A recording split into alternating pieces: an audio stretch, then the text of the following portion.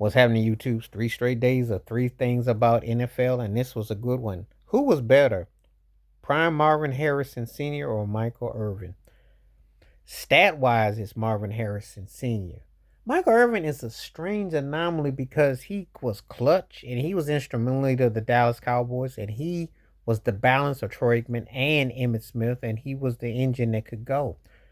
But when you look at Marvin Harrison's touchdown totals compared to Irvin, it dwarfs him. It's way ahead.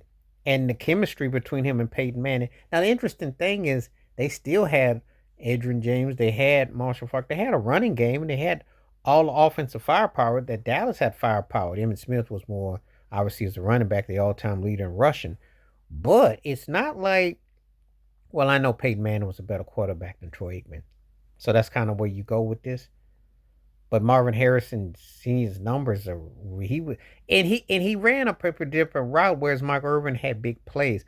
I think because Harrison Sr. was in 2 Super Bowls, Irvin went to 3, and he won 2 more than Harrison Sr. But if we're going by individual play, it's Marvin Harrison Sr. It's not even close statistically, even though Michael Irvin is kind of an interesting situation because Michael Irvin was kind of like part John Stallworth with big clutch plays, and he was the main dude. But he also was like Lynn Swan, where he made these incredible catches, and it because of who he played with, the hype he had. He was successful in college with the University of Miami, and he was a great receiver. It's just that when you put that up against Marvin Harrison Sr., it kind of dwarfs it. It's kind of like, it's not quite like in the same ball field. It's kind of hard to kind of put this in perspective because, well, maybe it isn't. It's kind of like how I look at Troy Aikman because he got 3 Super Bowl wins and he had a what you call a great career. But when I put him up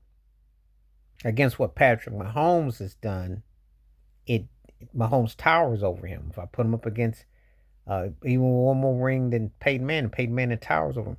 So there's guys who, because of who they played for, the stage, and the way they won, but they weren't dominant necessarily with the numbers. It wasn't like an avalanche where you're sitting there going, "Wow, I was blown away by that." And I think that's one of the reasons why it's kind of hard to, when you're putting them in that category. So you have to kind of compartmentalize. But anyway, it makes for an interesting debate, because I've only seen Skip Bayless that said that Mike Irvin was the greatest receiver and he had him over Jerry Rice, which most people won't say that publicly or privately.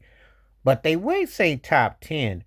But then again, where he fit, because compared to Marvin Harrison Sr., he's not better than Marvin Harrison Sr. was. Not in their prime. Marvin Harrison Sr. was a beast. And as a matter of fact, only in a post-Jerry Rice world, only guys like Randy Moss and Terrell Owens can you really justifiably put over that, being real. If I'm going by statistics, because he was lightning the boat, he was something else. He was dominant. He commanded his presence, and that corner pass that Peyton Manning would throw over the top, they were like instant with that. So anyway, where do you stand? And I know it would be crazy, but if you switch places, if you put Michael Irvin with Peyton Manning, would he have been better? And if you put Troy Aikman with Marvin Harrison, would Harrison still been as dominant? That's an interesting question in itself. We might revisit that. I might do this fantasy, but for now, I'm just going to stick to the two. But anyway, please hit like, subscribe, work on thoughts, comments, and I do respond. Thank you. Wash your hands. Keep your mind clear. Watch out for another. Share if you like and hit that membership. Stay safe, stay blessed, stay woke, stay free. I'm out. Peace.